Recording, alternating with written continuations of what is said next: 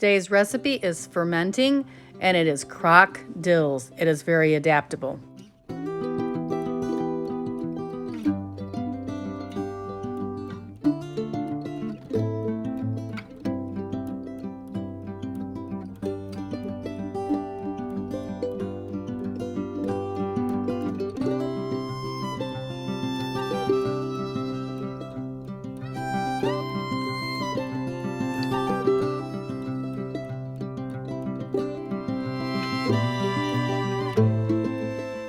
Rebel Canners teaching all kinds of food preservation, especially the old ways.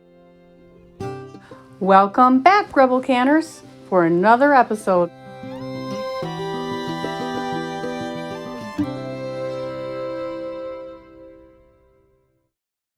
You're going to need one large crock. This recipe kind of adapts to the size of your crock. Your ingredients, starting with the bottom.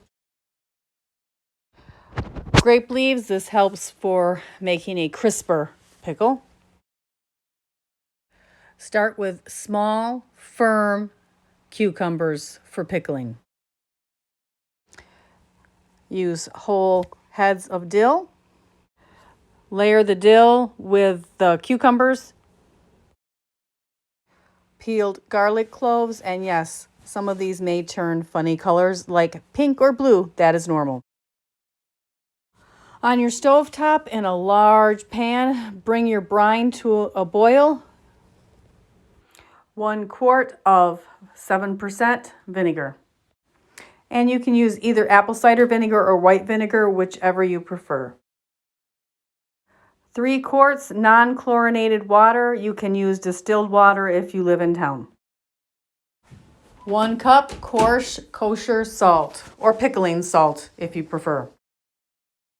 1 teaspoon of alum powder. This can be found in your grocery.